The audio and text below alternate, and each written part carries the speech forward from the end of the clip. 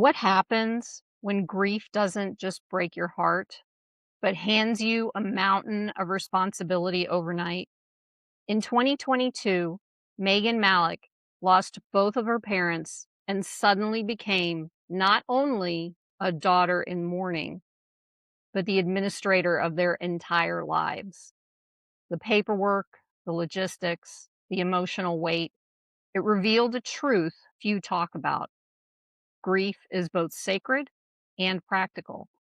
That moment became the seed of her work today, helping others learn how to hold loss with compassion, structure, and deep listening.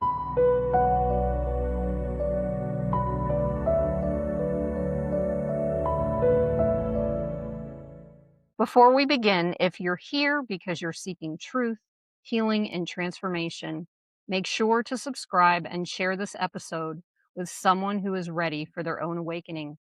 Every conversation here is meant to inspire your journey and remind you you're not alone.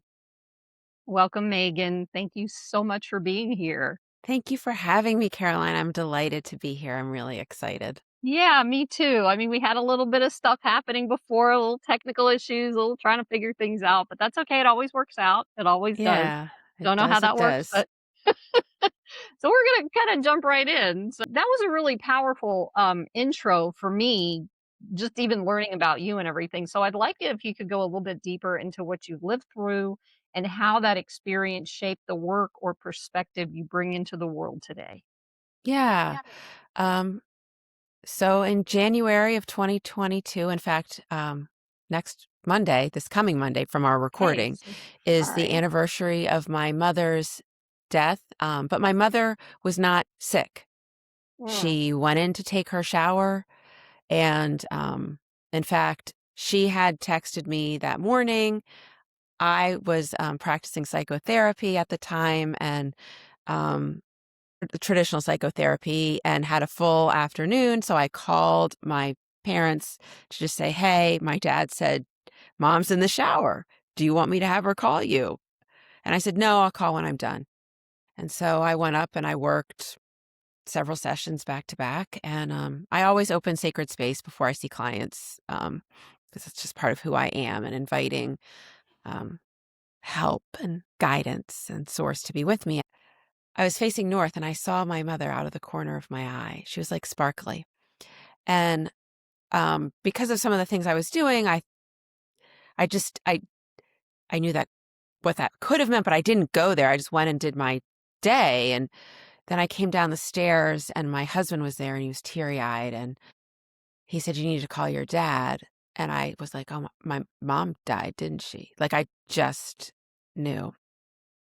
And for me, I describe it as like a giant tidal wave of grief kind of like knocking into me, because he like nodded his head yes. And it was like, because it wasn't expected. It wasn't like I was getting into the pool in the shallow end, putting my feet in. It was sort of like poof, right into the deep end of oh, the wow. well, if you would. Can't even imagine that. Wow. And it was very disorienting. And Mhm. because of my belief system, my spiritual practices, my work, I had a sense of what grief was and how to be with it with myself. Wasn't always comfortable. I definitely was doing work to kind of reconfigure, like, okay, how do I do life and this? Mhm. But then my father became terminally ill about 3 weeks after my mother died. He also was not ill at the beginning of 2022, and was on a ventilator within, 5 weeks of mom's death or something like that. Anyway, all of that's to say, like, the grief, the trauma, the all of it. And because I have worked in healthcare, when dad was sick, I didn't like it, but I knew how to navigate the system. Mhm. I've walked with people to the funeral. I've officiated funerals. I've checked in with people afterward, but I'd never been involved in the logistics afterward. And so I was completely overwhelmed with having to navigate all that the world required me to do to settle an estate, which FYI, everybody has one, which I also didn't know until this happened. But because my parents' deaths weren't planned, it wasn't like things were ready. I mean, they were like living their full lives. So, obviously, the grief with that was enormous, the overwhelm, but then all of the things to do. And Caroline, I remember being like, well, death happens to every human. Like, why is this like this? Not the grief, but like, why isn't Yeah. the process more grief friendly? And I was like, where's my checklist? Who helps me know what I should do?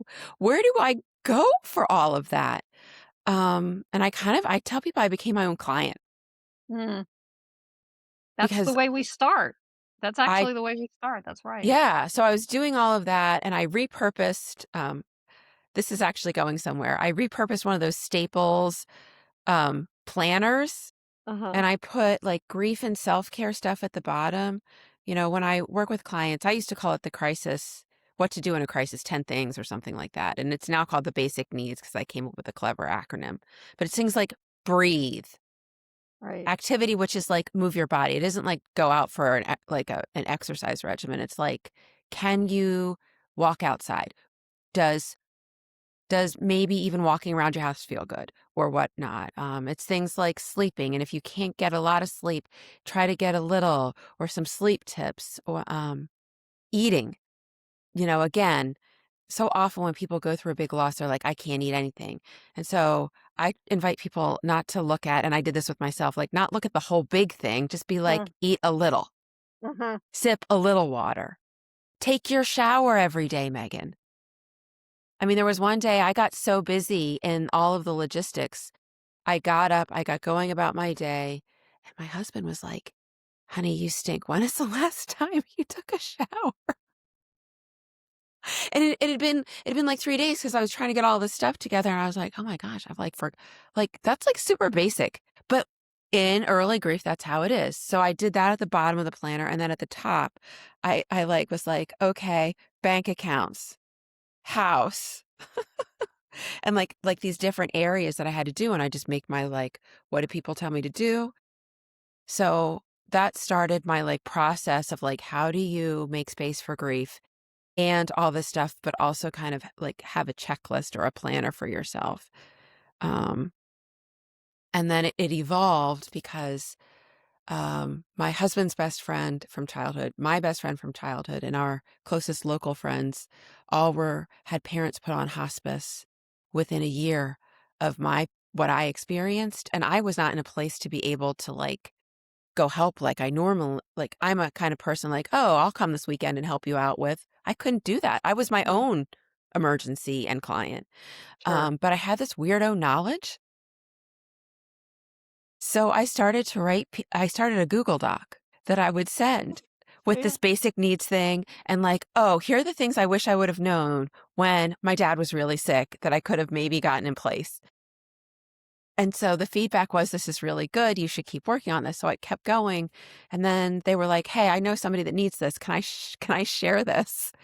And so long story short, by the end of 2023, I had written a book and which my book, which had been passed to people that I didn't know, but were friends of these friends who were like, this is really good. She should do something with this, which led to the publishing in um, 2025 of A New Path, a practical workbook and planner for grief and settling your person's affairs. And I would say my number one way of supporting people who where I was is the book because I totally get you might not even have time or capacity to meet with somebody like me in some of those Okay. stages. And or you need your attorney, your financial advisor, your real estate agent, your home healthcare worker to know about stuff. And so I say the book is like a way to translate between you and people for like what you need to do, how to ask for help, and how to know what Mhm. grief is and how it's happening in your body. It sounds like it's a really cool book becau to help people with because it kinda gives it not only gives, like, because you knew what it felt like, it not only gives what that is and how to walk through each step and not just grief, but all the 3D technical stuff, but it also gives the step-by-step plan on how to do it, and it sounds like it's something that is invaluable in a situation like that, especially when you're in the middle of grief. That yes, Caroline, that was my desire and goal, and, I think you'll actually appreciate this because of who you are. One of my things I talk about is making space for grief, and I do a workshop, um, for, helping us build 5 cents first aid kit because, again, I understand if you are a caregiver in the midst if you're a sandwich generation people, I work with a lot of sandwich generation folks, and so you're caring for your elders and younger people. Mm, Your time and capacity, mhm. you just don't how do we build the spiritual practice and the care in these, like, micro and so, I think our 5 senses is a way to do that, and essential oils is one of my favorites for smell. Yeah. Um, and we have a market near us that's a farmer's market, and there's a woman who has her own essential oils. So I stopped by and I wanted to talk to her, and I said, "Do you have any blends specifically for grief?" And her eyes get teary, and she says, "No. Why are you looking?" And I said, "Well," and I explained a little bit about why I do this, da da da da da. And then she got a little tearier, and she looked at me and she said, "Today is the 9th anniversary of my husband's death." And she's a woman about my age. So I'm 49. So, she's also about 49. So in her early 40s, she lost her husband. And so if anybody's listening, if you know anything, it's hard enough to lose your spouse, your partner, your person. Having that happen when you're younger is even harder because there just aren't people that get it. So we have this moment, and I started to talk about support and the book. And she says, that's actually kind of what got her into the essential oil thing. She used to have, and I have my clients use cotton balls and carry them in little Ziploc baggies. She used to use a wash rag. Mhm. And she discovered the power of essential oils and she would put it in her car because she had to go do all this logistical stuff and it helped her. And so that it felt like Yeah. this universe moment. So I brought her a copy of the book. And when I visited her, she's like, I started it.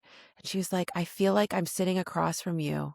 And I'm like in your office and having a session. And I don't even know you really, but I like hear you. And she's like, I wish I would have had this then. Yeah. Wow. I mean, I don't do you remember how we met? We met, I do, because I'm gonna lead Chris into something with that. Chris Mamone and the grief Oh, his right. his grief Okay. empowerment podcast. He's the one. Yeah. Okay. Okay. Yeah, because there's a whole encompassing thing and people I want people to get how important grief is. We are as humans, we are set up to feel our feelings no matter what the 3D world has told us. That is not true. Who we are as humans make that true. And when we don't feel our feelings, everything gets stuck inside of us. And when things get stuck inside of us, and then something like what happened with you and the people that you've shared, then it gets harder and it gets worse because you're still in this habit of not feeling your feelings, especially sadness or anger, Yes. really, because there's a lot of anger that comes up in this. And why I'm sharing this is because I want people to understand that being human has nothing to do with our programming. We're going to be who we are no matter what. Our programming is what messes things up. Like, I want to go back a little bit to what you were talking about. Like, you said you made it, you stated a question that really hooked me. And what that was is why is the process of the 3D world in dealing with this kind of stuff more grief friendly? Well, that was the question you asked, but why is that process more grief friendly? I feel like it's more grief friendly because we're forced to get caught up in the technicalities of things in life rather than getting into the flow of being human and feeling our grief and all that kind of thing. Because most people who go through this stuff, and tell me if I'm wrong, but most people who go through something like this, especially with two parents, I mean, I can't even imagine having something like that to deal with at the same time. But your grief is gonna come up no matter what. The Oh, the Yeah, and the challenge is that we stuff it down even further because we're so focused on completing the stuff that we have to do that we don't even give us the time or opportunity or chance to grieve. And for you to be able to find that space is huge. And then to be able to share it with people to help bring them into that space because it's needed because the 3D has a tendency to make us automatons. We've got to do this. We've got to do this. We've got to do this. And you're not allowed to have feelings and you're not allowed to have emotions at the same time. And it's like, ah, so at what point, like, how can we begin to see the practical aspects of loss, like the paperwork and the planning in the 3D, as part of spiritual healing and our process on this planet, why we're here? yeah. Well, I'll tell you how it happened for me, and that's sort of how I It's now usually view it how it works. with people. Yeah. I mean, I was aware I was going to be having grief pretty much every time I touched a thing because that's what happens with grief. Right? We talk about triggers or activators. And so, of course, anytime you're dealing with something that involves the person or thing or hope or dream or whatever that you've lost or the big change that you weren't seeking or sometimes that you were, it's going to awaken feelings of grief. And so, how do we be with that? Um, but I was acutely aware how, like, my grief made, say, the banker, the attorney, the financial advisor uncomfortable. Like, it was Mm, not okay to express it. mhm, Um, so, you know, I was working on um, something very mundane, actually. I had to do something related to my parents' account to harvest losses or something for taxes, which is you're seeing my face. Like, this has not been my world at all, but I was like, okay, I'll go do y this. right. And so I like get onto the computer and I'm sitting there and I mean, the tears just started rolling down my cheeks and they were like plunking on the keyboard and I was allowing it to happen. And then I was like, oh my gosh, no wonder I'm like making more real what's happened this whole time. Like, this whole process is so sacred. It's like I get to do a little mini memorial service funeral like every time I do this. And I am somebody who has a very broad spiritual belief. And so I have had and have a relationship with my parents still. And I have interactions with them. But I'm not going to lie, that doesn't mean I don't sometimes want their like fleshy body here. Uh, Of course I want their like, I want to be able to hug them. yeah. And so this is true too. So I had this belief that they were here and this already experience of like, oh, I'm finding this new way of relating to them. But this process of the paperwork became a way to help me move my way of relating, I guess I would say, from the dad I'm talking to on the phone or the mom that text messaged me that I'm kind of irritated about because I was like, oh my gosh, we've been over this a bazillion. Like, yes, we're coming this weekend to do X or Y thing. Like, why? I'm working today. Why are you in touch with me? And, all of that to this, I'm in my morning practice and I'm journaling. And then all of a sudden I hear my mom or my dad's voice in my head and they like write to me through my pen, Mm, that's so cool. which is really awesome. Yeah. And so it's been, for me, the paperwork and logistics were the vehicle that helped me do that journey. And Mhm. so, and actually, this is in the book too. I created rituals for like opening sacred space, closing sacred space, thanking them, really imagining what I would let go because because it is. Mhm. It can be, and the world does. It gives you this horrible timeline that's not realistic, and, "Oh my gosh, how are we gonna get this done?" And all of those things are true. They're not true. And I guess I like to say, how can we Aikido it, if you know anything about that martial art? Aikido takes the I know energy. about this much.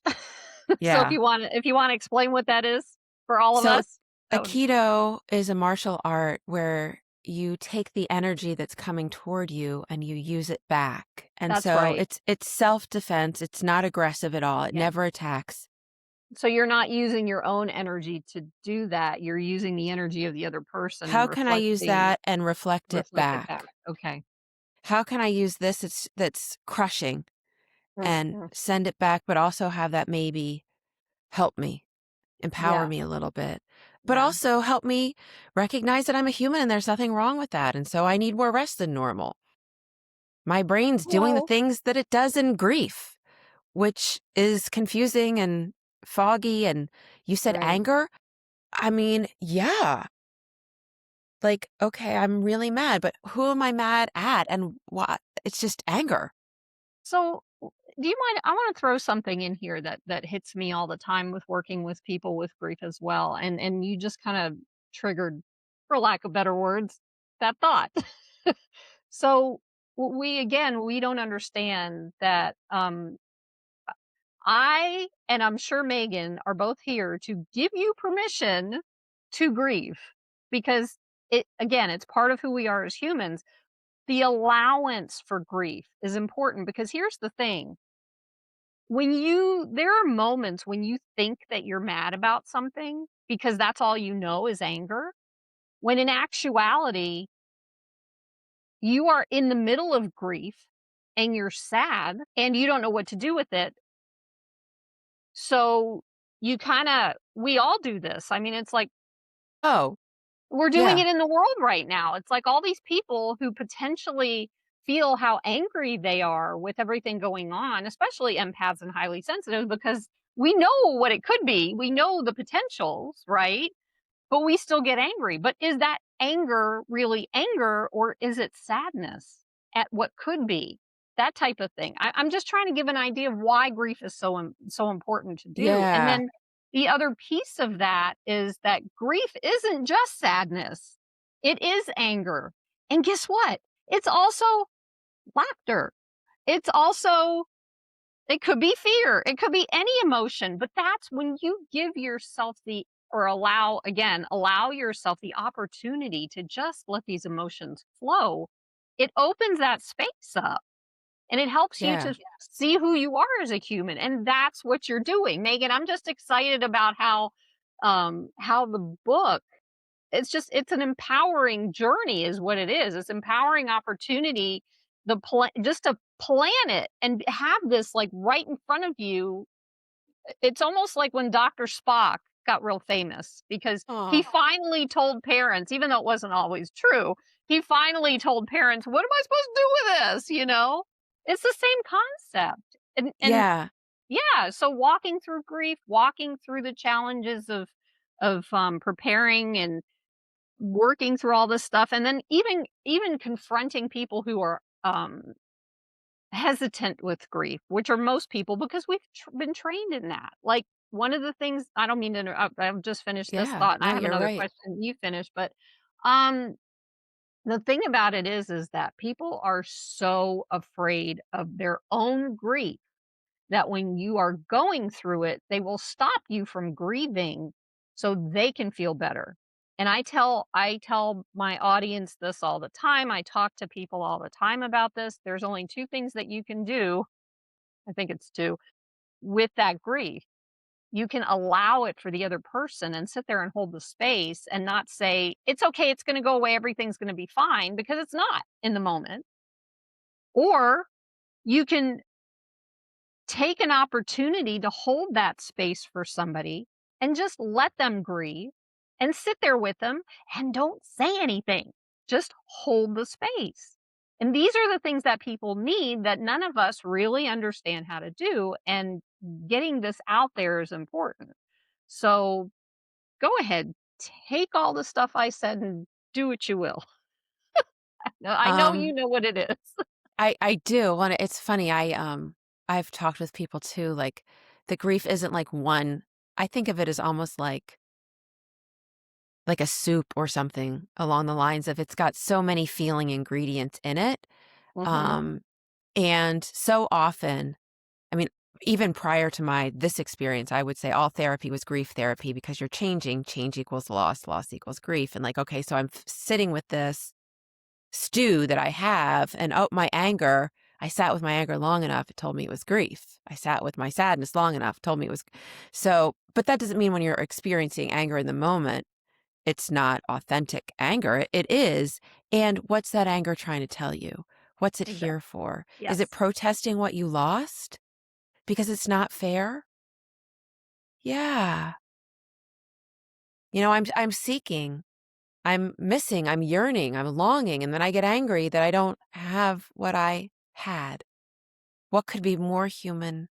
Mm.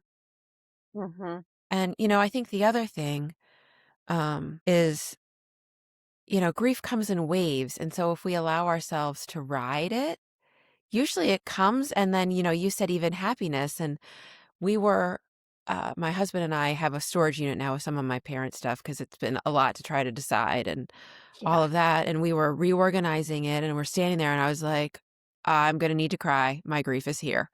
And I like it came up and I Ow. cried.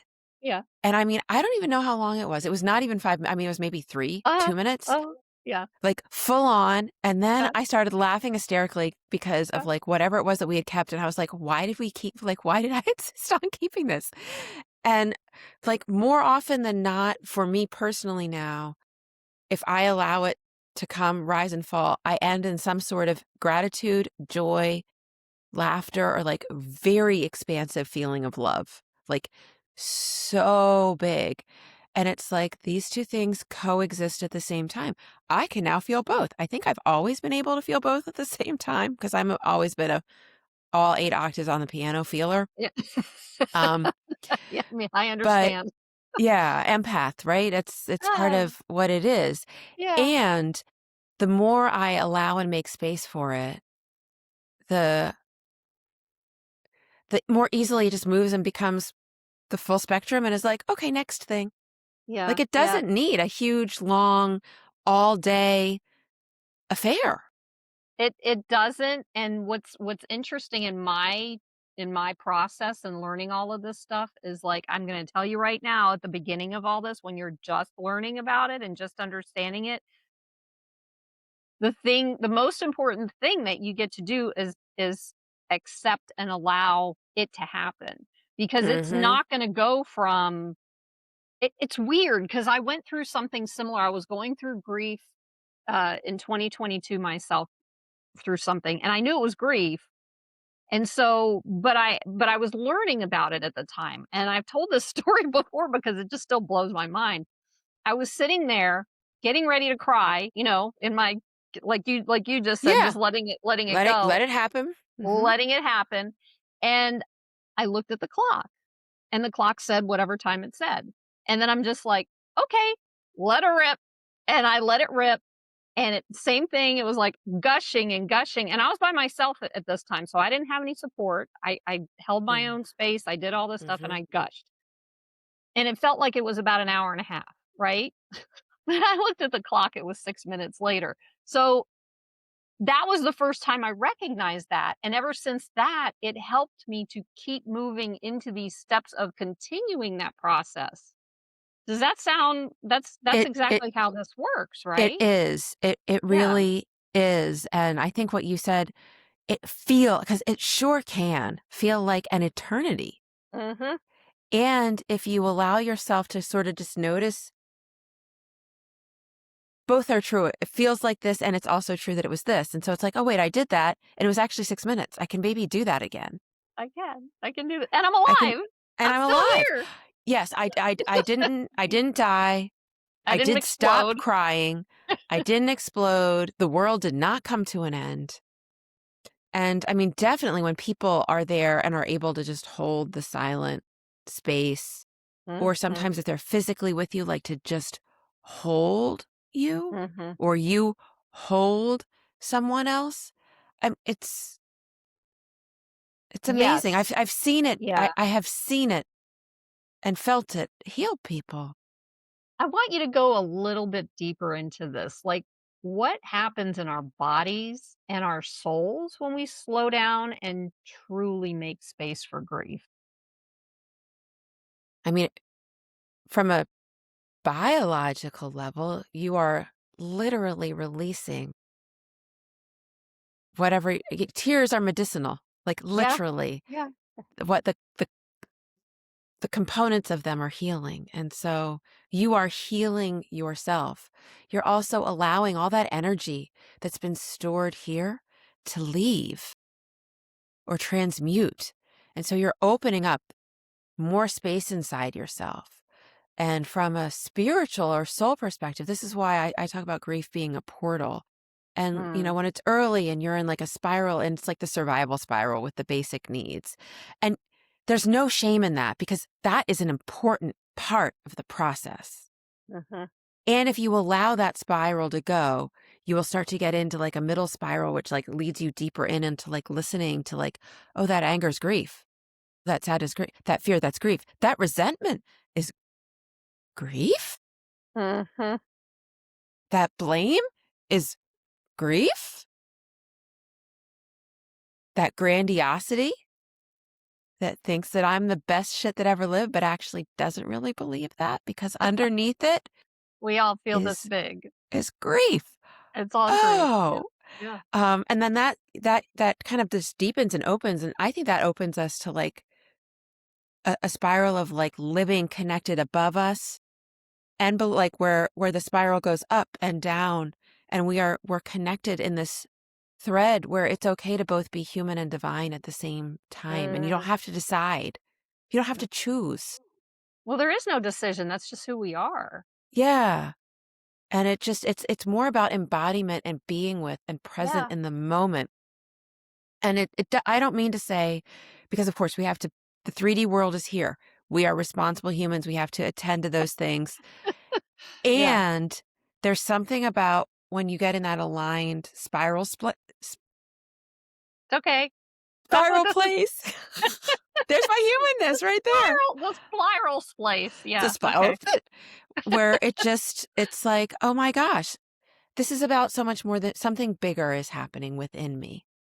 Yes. And Jung is this person. Carl Jung teaches, you're a therapist, so you understand this. It's like that's what Jung talks about is all of our experiences in life is for our growth, is our growth. It creates opportunities for us to dive in deeper and deeper to ourselves to become who we already are.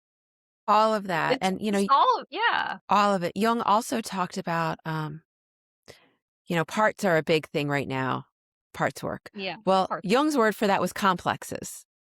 Right. So they existed before, or the Yeah. concept did. They Um, change the words all they the changed the time. words.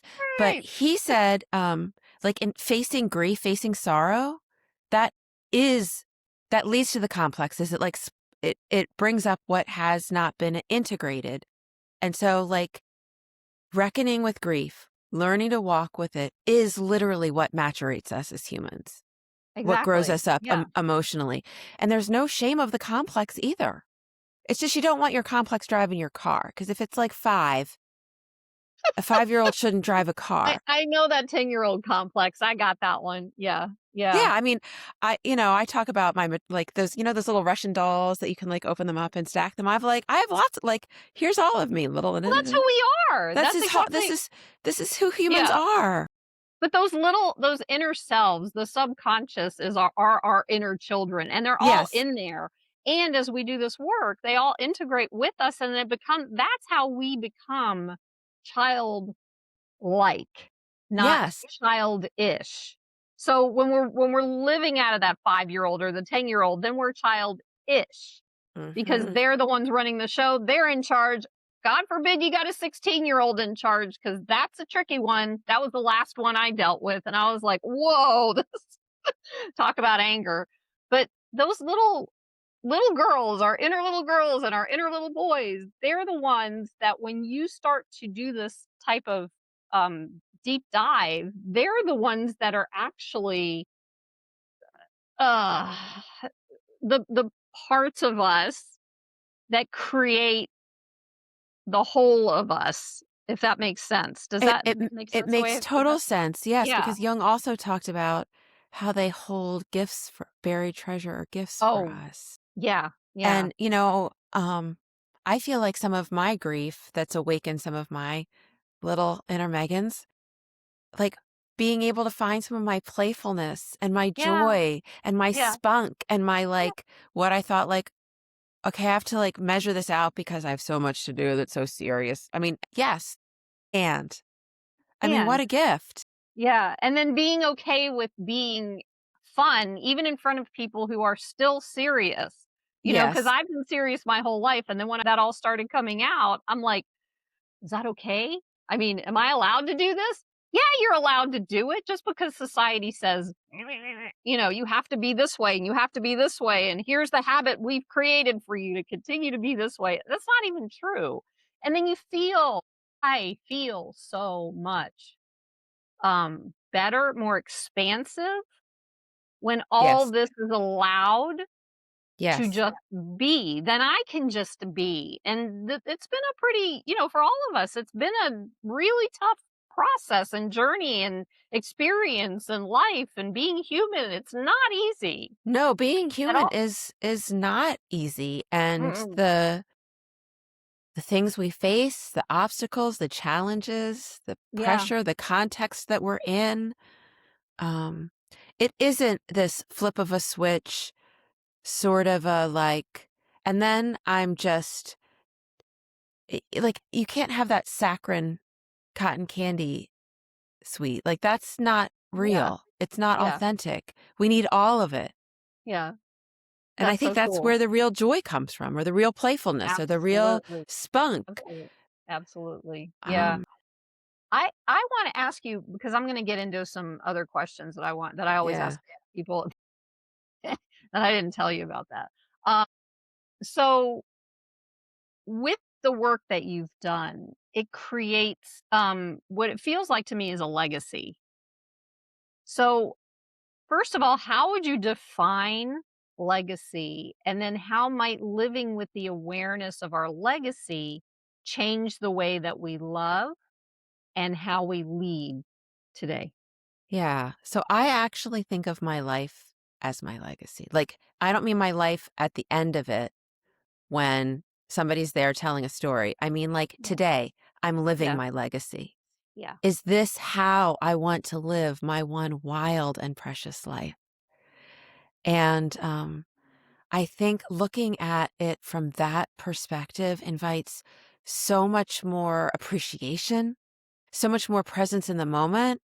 And then it becomes far less about a piece of paper that you might have to go get filed because that's what our 3D world requires. And so much more about who am I? How do I want Mm, to live my life? What are my values? Am I living a value aligned life?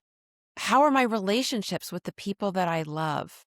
mm. How's my relationship with myself? How's my relationship with the beautiful earth and the animals and the space that I inhabit? Am I honoring the sacred reciprocity that I believe we are born? Like, I really believe creation is to be in sacred reciprocity. All of creation. I believe that. And so if I believe that, am I living that way? Because I want that to be my legacy. Wow. And that's so powerful because I feel like that's how we're supposed to be doing it, that we've never been taught how to do it because of various and sundry reasons that we're not going to go into. But there's a whole level that people aren't able to see because they've been so brainwashed, so Yes. programmed, and it's not what we think it is. It's not what it feels like. There's a whole other way of living that's so different that So we haven't tapped into all of really. it. And it's for me, as I'm, work in progress, like all things, kind of being like, I just want Right. things more simple. Yeah. That would be Um, nice. That would be wonderful. how do I but that's kind of become one of my things too, is like, how can I simplify this? Like, what's most essential? Mhm. Um, Well, I have an answer to that. This is my perspective, but we make it that way by starting with ourselves. We make it that way by creating that no, that which who we be the change you wish to see in the world. yep. So the only way to make it that way is to be that. And So the I only way to be that is to dive right in. So so so there's all of that, and that's the living yeah, of legacy, and I say how we would lead and yeah, love, because also, right, so if we take this seriously, then the sacred reciprocity, we take our responsibility not for others, but to others.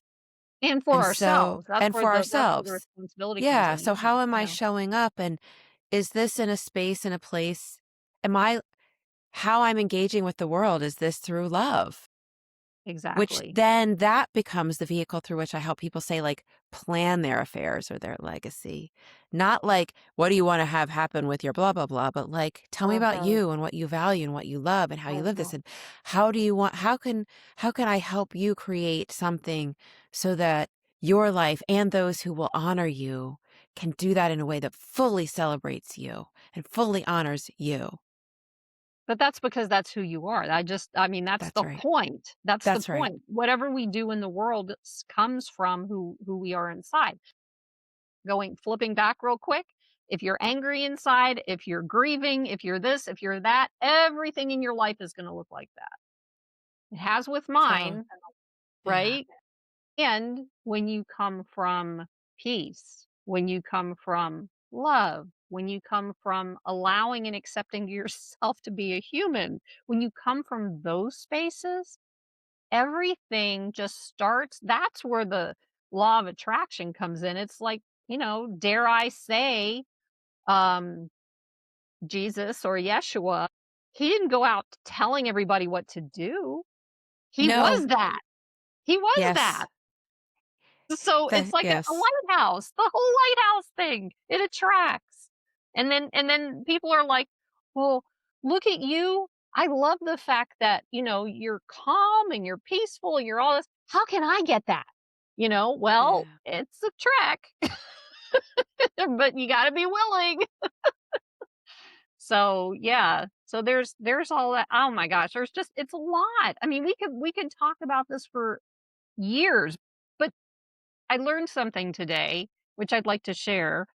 It Yeah, doesn't yeah, matter how much we talk about things or share things, because the next level of this is more of an embodiment and an experience than it is about talking. Like you and I can have a conversation so people can understand where to look inside of themselves.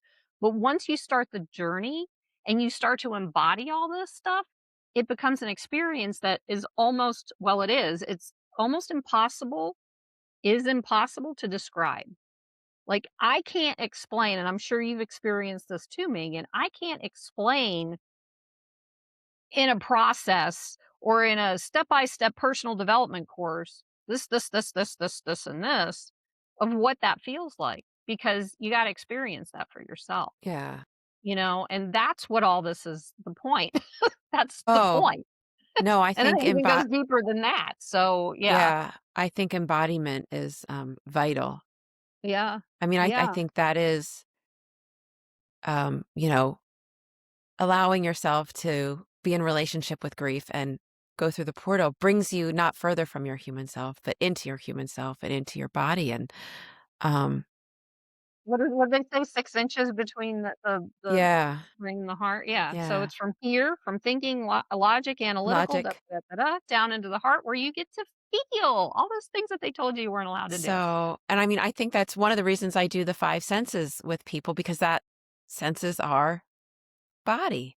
Right, And also to help people recognize, like, what is my most supportive might not be for you, or exactly. That's how does why you this can't have a step-by-step thing for it's everybody. it's like Yeah, you can't what I think of it, my mom was a quilter, so forgive the analogy. She loved that's okay. fabric, fabric scraps, all this stuff. And so I think there's, like, lots of fabrics, if you will, for how to help yourself or be with an embodied way, be with your nervous system. But I can't quilt your quilt. Mhm. I can show you a wide array of fabrics and we can talk about like ways to help piece it together. But you're your own quilt designer and quilt maker for yourself. That's right. I love that Um, analogy. I mean, unless okay, so here's the rest of the analogy. So individual quilters from back in the day, and we still have some, do it that way. And what that is, you're never gonna find a quilt that is exactly the same. Now, fast forward to present day where we have factories that make quilts and you can buy an identical quilt no matter where you shop, right? But the challenge is that we're not identical. We're not all the same. We are more like the individual quilters who created themselves and their quilts by doing it themselves, because 'cause you'll never even the scraps aren't the same. They're never gonna be the same. oh, no. I mean, my mother, even made similar things that weren't exactly the same, if that Right, makes any exactly. sense. It does, 100%, 100%. Um, So, yeah.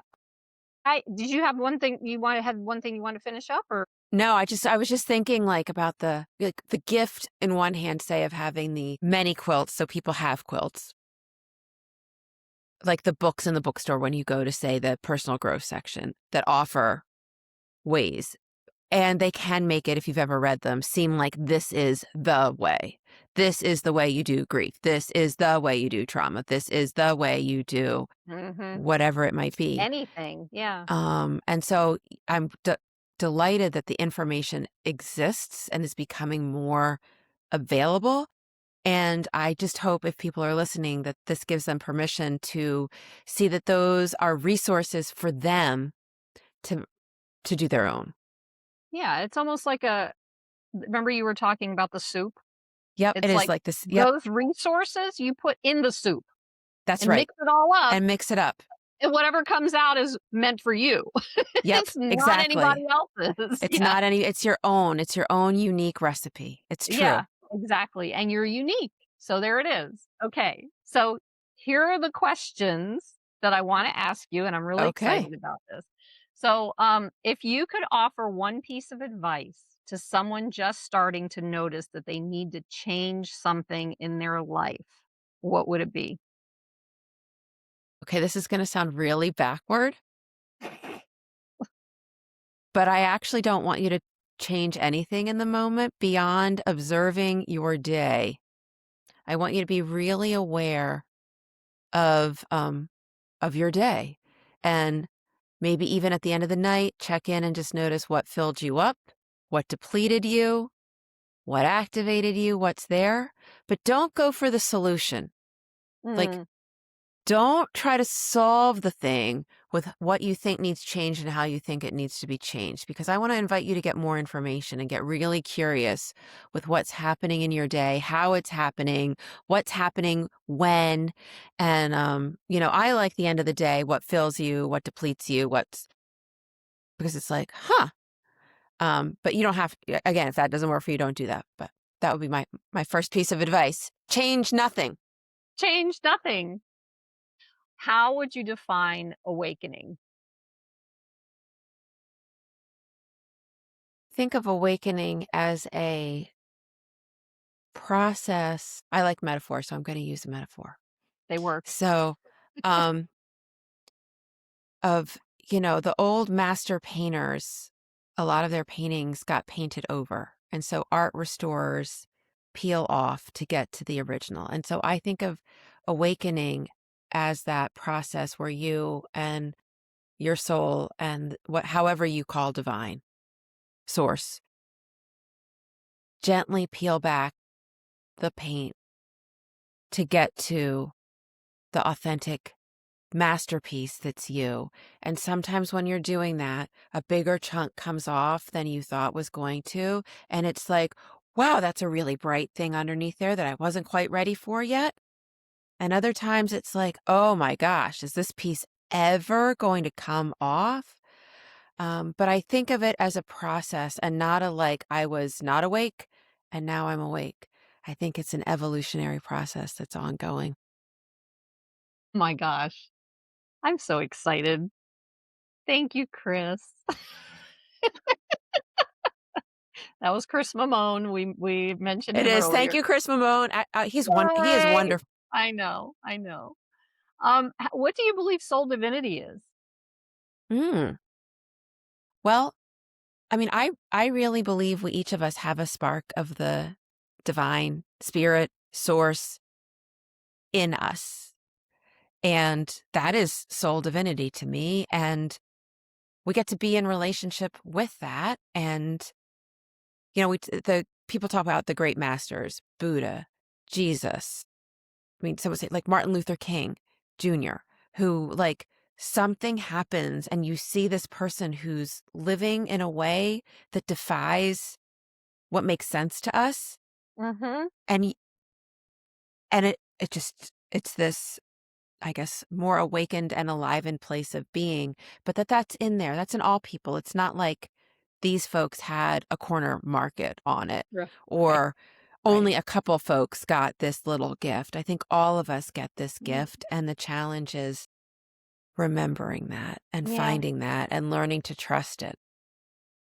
I have to sing now, and Mhm. I was not raised in, any Christian religion, but I have experienced it. But I remember this song, and you reminded me of it. "This little light of Light of mine, mine, I'm gonna I'm let gonna it let it shine. shine. This little This light of little. mine." I don't know the rest of the words, but that's Yeah. okay. But That's the point. It's in yeah, but there. that is the little, and it is your little light. I mean, and Yeah, we all have a little light yeah, and we all get to let it shine. yeah. And my little girl, that part that used to not be integrated with me, just did that, and normally I would have been afraid to do that. So so there's proof there. That's it. Yeah. I love it. I love it. Yay. So how can people get in touch with you? So you can follow me on Substack. I write a Substack called The Accidental Matriarch. So that's the best way to sort of, if you want to tiptoe in rather than how I got into grief in the deep end, you can find me on my website, a-new-path.com. You can find the book on my website or Barnes& and Noble, Amazon, bookshop.org. Order it from your local bookstore. And I am on the Facebook, the Instagram, and the LinkedIn. And I will be honest, as I'm working on simplifying, I'm on those places less and less because I don't find them nourishing to my soul. And I really believe those who are meant to find me are going to find me. And I find Substack to be a place where I have an easier time engaging. Really? Like, I still haven't figured out I opened an account and I still haven't figured that out yet, but one of these days. But I agree with you. I mean, the social media, I've been doing the exact same thing, so, it's an interesting space to be, let's put it that way. And all these links will be provided in the description. I think you Yes, gave them all to me, and I also I believe that I did. Yeah, okay, if not, we'll get it, we'll get it. And then your book, the link to your book, I don't know if you provided that either, so be sure we get that out to them too. absolutely. Is there anything else you'd like to share with the audience before we wrap up? I really believe that the space that we think that is our most broken, most flawed, the thing we try to hide because we're so ashamed of it, that part holds not only a gift, but the key to our liberation and our growth. And so if you are listening today and in that space, I want you to know you have a key for liberation inside of you too.